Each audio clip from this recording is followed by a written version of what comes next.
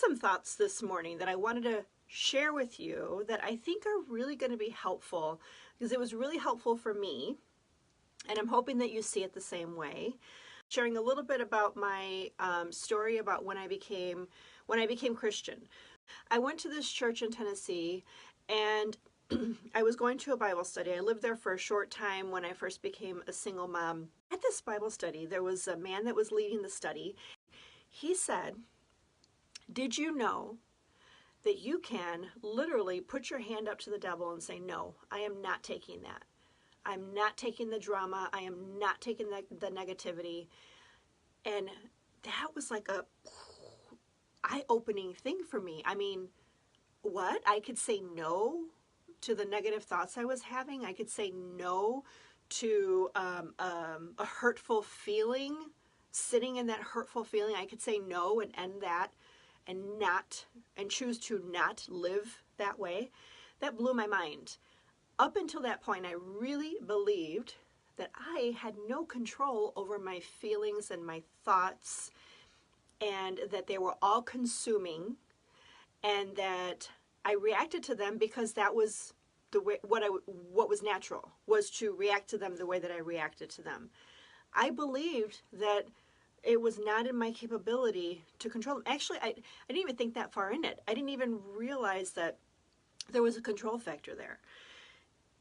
That was pivotal, not only in my growth as far as a follower of Jesus Christ, but also in my own personal well-being, my healthy state of mind. That was pivotal. So no matter what your belief system is, hear that your thoughts do not have to consume you. Your thoughts do not have to take over everything. Your feelings don't have to take everything over.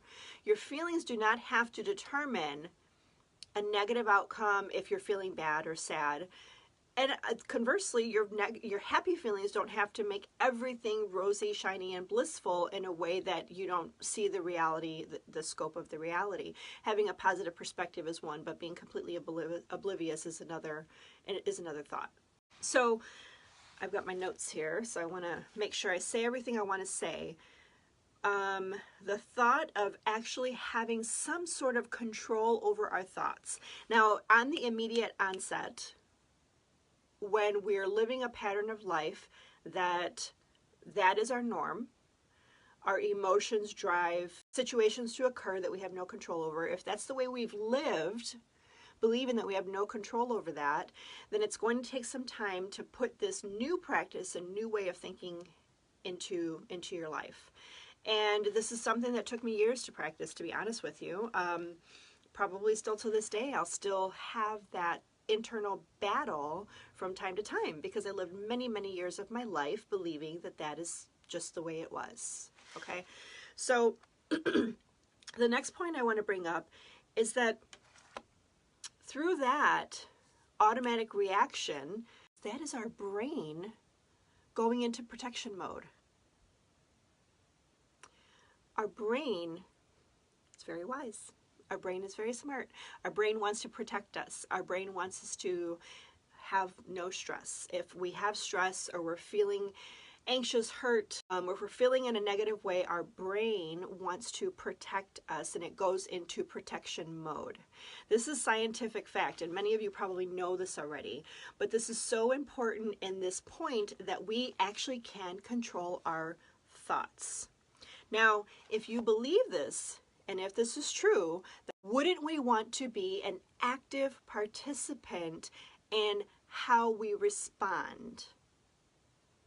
If we know that our brain automatically will go into protection mode, wouldn't we want to know what it is that our brain thinks it needs to protect us from? Wouldn't we want to know how we can control that in that way, understand it in that way, so that we can have a different outcome versus an automatic negative response to something? So in other words, if you have a situation where you're having an automatic, emotionally fueled, emotionally charged response to, let's try to start figuring out where that comes from and why it happens, when does it happen, dialing back and understanding all those different elements, informing your brain about where, when, why, and how helps to understand the situation. So the next time you're faced with that can be dialed back a little more and a little more. But funny thing is that all it is our brain trying to protect us and to help us feel better. That's what it's doing. It's trying to help us feel better. That's the funny thing. But what ends up happening if we don't take control and try to identify it is that we end up feeling worse. We end up damaging relationships. We end up, like I said, isolating ourselves, and that's not good for anyone. So this is why it's so important to bring this up and have this conversation. Every action we take, every decision we make is to help us feel better. We want to say that we don't live our life running off of our emotions. That's what we want to say. We don't want people to think that we're irrational and we're just running off of our feelings. But it is fact that every decision we make, every action we take is based off of our feelings. Now, what are we going to do about it? We're going to take a look at the situation and try to determine what was the trigger, how did it start happening, how do I feel as I recognize it's happening, and then what is my typical automatic response, and what is my response now that I'm starting to recognize it. Awareness is key, right? The change won't happen if we don't acknowledge it and sit with it and deal with it.